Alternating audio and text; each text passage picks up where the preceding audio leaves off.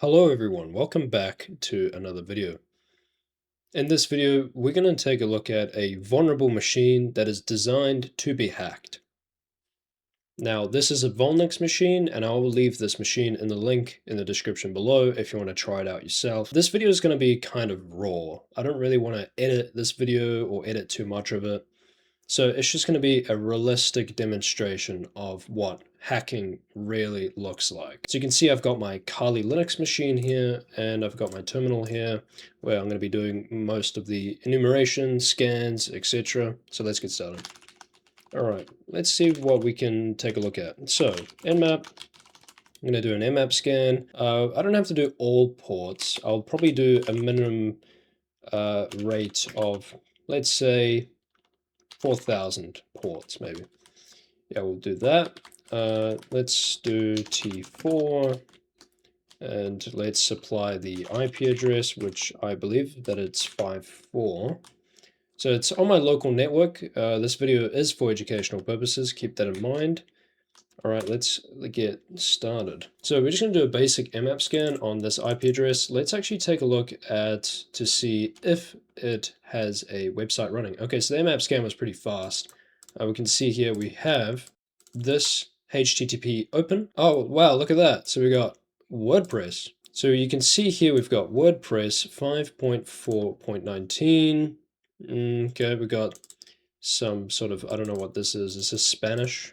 Okay, that's interesting. This is the header, but okay, let's go back to our browser. Let's actually go take a look at this site. Okay, so not much here. What is this anyways? Login, WordPress.php. So this is the domain. So let's actually go ahead and add this domain in our hosts file. Sudo micro etc host. Okay. Oh, 5.4. Okay, that's good. Let's try and refresh. Oh, NYX, sorry. Oh, I did. Okay, good. Okay, what? How strange. Oh, it's probably because it put HTTPS. Well, it's not really a HTTPS application. Oh, there we go. So all the content has successfully loaded. We've got a home page. Let's check the source code. So in the mind of an ethical hacker, or let's just say hacker for this demonstration, typically what they would do is go through the source code of a website. A website hacker will look for things like versions in the code, versions of like tools or software that they might go ahead and search about. So for example, WordPress that we found here, we can go ahead and search this up on Google to see if there's any flaws or vulnerabilities with this version. So you can see here we have one. It says a critical remote code execution flaw in WordPress. Let me just zoom in. Allows plugin upload exploitation. So basically a file upload vulnerability. Okay. Man, I really love those because those are very common in these applications. So we can take a look at that. So basically, what is this? Modifying the request. Okay. So we're going to take a look at that in more detail. I don't really see anything else here. We've got some sort of index PHP page. We've got WP content. So what I'm going to do is I'm going to use WP scan to basically enumerate this further. The WordPress application, of course. So actually, I just want to check to see what this is about. This seems interesting. So this is a blog. So that's the user of the blog, which may be helpful. So I'm going to ensure that we have that. So let's actually save notes. Let's use notes. We can use Cherry Tree, but I'm just going to use my terminal here to save these notes. So we've got the user. That's the user from the blog. I just want to save that just in case it might be helpful to us later. Okay, let's see, what else do we got?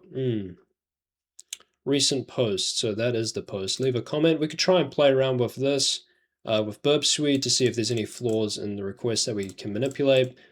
But first, I want to do WP scan. So let's do WP scan. Let's add the target host. Oh wait, I don't think, it's not like Necto, so it's URL. Like this. Okay, and then we're going to go grab this URL. That's the URL by default. And then we could just say enumerate. I think that's how you spell it. We can just say enumerate users. Okay, let's see if we get anything. Okay, so we already have some information. That's what we got in the beginning. So right now it's just doing a WP scan, a WordPress scan. This tool here is used by ethical hackers or hackers in general to find WordPress vulnerabilities on a website, a WordPress website. So we're basically looking for old versions or versions of plugins that we can try and manipulate, or maybe even find a Python script on exploitdb that may be helpful for us to exploit this application. So I kind of froze there for a second because this is the users we found earlier. So that's okay. So we can actually try and gain access to this. Okay, so what I do want to do is instead of enumerating users, let's just go to the help menu here and let's just take a look at what we can do. So we can do enumeration. We could try brute force the user account. What else do we got? WP content plugins. That's actually what I want to do next. So we want to do plugin version detection. That seems interesting. So let's go ahead and do this. Plugins detection aggressive. So plugins, it's basically going to search for any type of plugins on this application. And it's going to try and give us the version of those plugins to see what could be vulnerable. Checking known locations. So this may take some time. I'm just going to go ahead and cut this. This may take some time, so I'm just going to skip it until it finds whatever it is. So it's going to check the whole WordPress website, and it's going to see what plugins are installed on this WordPress website. And it's doing an aggressive scan, so it can actually detect the version of these plugins as well. So that can be very helpful for us utilize and attack further. What hackers would do is, number one, they will enumerate the website, they will look at what's on the website, they'll read the source code, they'll read what plugins you're using, if you're using any sort of frameworks, JavaScript frameworks, if you're a website developer, and they will look at sort of different versions that you may be using on the application. It can be anything really, and that will be able to determine if your website is vulnerable. And so you can see here, I'm just running WP scan to find these plugin versions to then search on a tool called Searchsploit. So if I type in Searchsploit, I can search for an exploit associated to that version. If there is no versions, we could potentially write a Python script that will automate us to attack the application, which honestly, I don't want to do this in this video, so I don't know if we will even get to that stage, but we'll see. Okay, so the scan is done, as you can see here. Now, let's see what versions of vulnerabilities this web application website might have. So we got File Manager 7.2.8 missing authorization. Okay, we've also got, okay, wait, hang on, 2.8. So we've got a lot of file managers. We can see the type of vulnerability as well. Directory traversal, cross-site request forgery, to local JS file inclusion. So it's very helpful to identify website vulnerabilities in a WordPress application. We've got this here, file manager, directory listing. That's interesting. Oh yeah, we do. Here we go.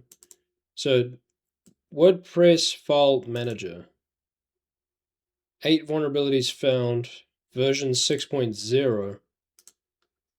Okay, so it looks like it has multiple versions because it says it has multiple versions in the scan. WP file manager 6.8. Okay, so this is the, I guess this is like the exploit of the vulnerability of what it can do. So this is actually a bash script. So this is a script that we can run to actually just automate the vulnerability. Let's actually use searchsploit here. So we could say WP file manager version 6.9. So we can see here, this is a exploit script in Python that we can use. So we could just say searchsploit copy the file path. I think I have to do path like this, and then we can actually go ahead and copy it. Copy this. We'll just call it remote code execution.py. So rce.py, okay, we've got it here on our main home directory, remote code execution.py. We can read about it, the author, the creator of the script. And basically this is just a Python script to automate the exploit vulnerability attack. So this is very straightforward. So we've got three functions here. So we've got command execution, exploit. Oh wait, we don't actually have three functions, it's just two. So we've got the exploit, global URL. We can set the URL in the tool within the argument. We set that and the command that we want to run. And then it's basically this. So we can see it sends these headers and it sends this payload. Oh, look at that. Shall execute request. So we could try this. This looks promising. So this looks very nice. We could definitely try this out. So it just posts the payload and it runs the command execution function, which all it is really is just combining the URL, the location of the shell by default, and just the command, and just doing a GET request back to our terminal. So, which is readable. So that's very nice. Let's actually give this a go. So let's say remote code execution.py. So we can just say URL and then the command. So let's go get the URL, which is this. So that's the URL, and then the command, which we can run is, let's just say ls. Okay. Who am I? Oh, there we go. Look at that. So it's already working. So it's basically uploaded the shell and it's sent that payload to the server, and the server is now reading it. Now it's actually executing that code, because if I go back and I show you, if I go down here in the code, it says request.get execute URL. But in the payload itself, I can actually show you in the payload. Let's go back. Let's go all the way back to the payload. Oh wait, that's not the payload. This is the payload. It says shall execute, which is a PHP method that executes whatever command we can enter within the URL parameter of command, or CMD. So it's actually on there right now. So I can actually just run commands like this. So like, who am I? I could do ls-a maybe. Okay, so I can't do that. Maybe I could do it like this. Yeah, there we go. So I could do it like that. Oh, wow, look at that. So get keep trash. This looks interesting. Let's go get the etc password file. Wow, look at that. So basically this is like all the users on the system. This isn't credentials, it's just the user. The default user is WP user, which is interesting. We've also got this user here, administrator. I think it's probably some sort of Spanish or spelling mistake. Not too sure.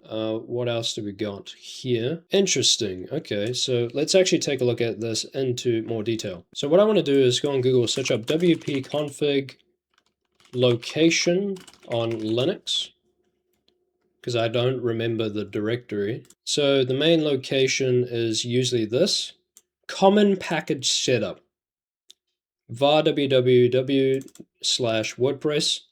So we could go back here and we can say cat var www wordpress/wp-config.php. Okay, we didn't have anything there. Oh, I forgot to put HTML. There we go. Okay, so this is the file that we are taking a look at. Okay, this is nice. Oh, config file. So WP user, and we've got the password for this user. It says MySQL database password.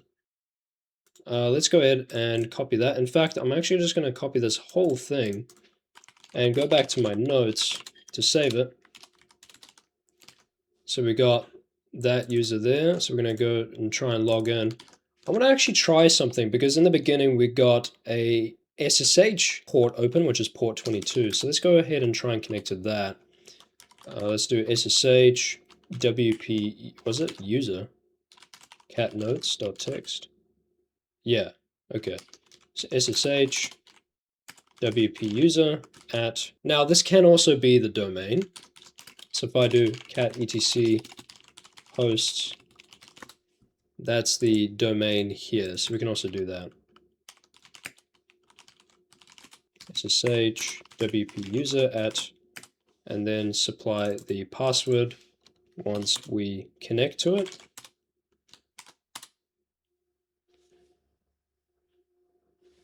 Yes, look at that. We are successfully logged in on the SSH machine because of that misconfiguration. And that's what happens when you leave outdated versions and you use the same password all the time for everything. So that's nice. So we logged in on the box on the main server machine, which has SSH open. Now we're basically on the system. We went from hacking the website, finding the vulnerable flaw of the plugin. We found a plugin version vulnerability and we ran the code, which sent a malicious payload request to bring back results. Basically file upload through the URL parameter. We could have spawned a shell as well. We could have added a bash shell in the command parameter to get a shell that way, but we won't need to do that because we actually have the user name of the user, because we checked the etc password file on the machine because it's Linux.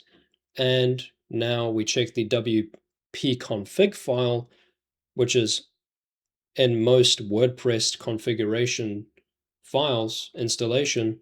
And now we have access to those credentials logging into SSH.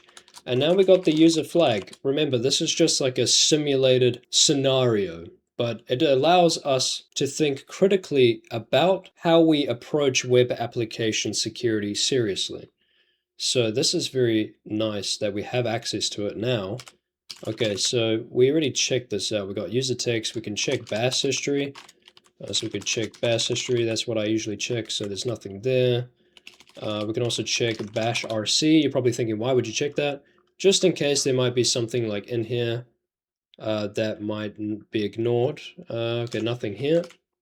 I want to see if I have sudo privileges. So if I run that, okay, so I don't have sudo privileges on the system, meaning that the user doesn't have root privileges, cannot become root, but the user by default here on this SSH box may run the following commands as root, and that is vim.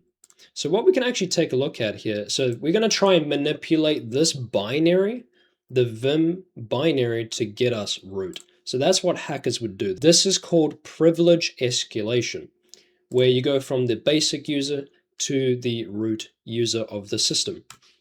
So what I typically like to do is to go to a website called GFTO Bins. Now, this website allows you to check all kinds of Unix-like executables, Linux binaries that we can try and manipulate. So we can search here. So you got all these Linux binaries. And if you, for example, if I click on one of them, it tells you what we can do with it. So we can run this command here to perform a file read. So basically bypass those permissions and read a file of something. So now let's actually type in vim, because that is the binary that we're going to take a look at. So we got vim here. Let's click on that. So file read. Okay, so as a sudo user, we can do this. So we can run this as sudo. We can try and perform this command here. It says this is a file read. I don't want to do a file read. I guess we could. Do you know what we could do?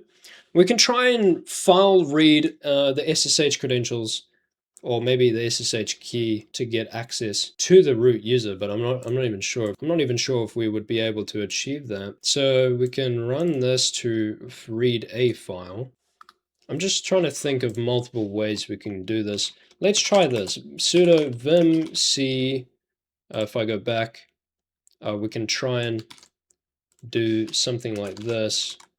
Instead of this, I want to do /bin/sh. Oh wow, that actually worked. Okay, so never mind. So basically, I just ran this here. I ran the binary vim as the root. So I ran this binary as root, and I just passed in to see if we could try and get around it by saying sudo vim. This -c here means that we can actually try and get root by using the default bash shell here. And now you can actually see we are root. If I type in who am I, we are the root user. If I type in ls, we're still on the main directory for that basic user, the WP user. But if we go to root, if we go to the root directory, we have access to the whole root system. And now we got access to see the root flag. So there we go. That's it for today. We hacked the website. We found a vulnerable version on the WordPress website, and it was a vulnerable plugin that allowed us to use a existing remote exploitation script to send a payload for us to get access to the server, as you can see here. And all we did was check to see if the basic user here called WP user is allowed to be ran as sudo, but we are not sudo, so we have a binary here that we can try and manipulate, which we did here to get root. That was the video for today. That was really fun. I enjoyed that. And please make sure that if you have a WordPress application, a WordPress website, ensure that all your plugins are up to date. Make sure that everything is up to date so that hackers like me, for example, won't come across it and be able to hack your website or hack whatever the vulnerable version of that plugin is. So ensure that your plugins are up to date and please don't use anything outdated. So anyways, thanks for watching this video. I hope you enjoyed it. I hope you learned something. Please like and subscribe and comment down below what types of videos you want to see next. All right, take care. God bless.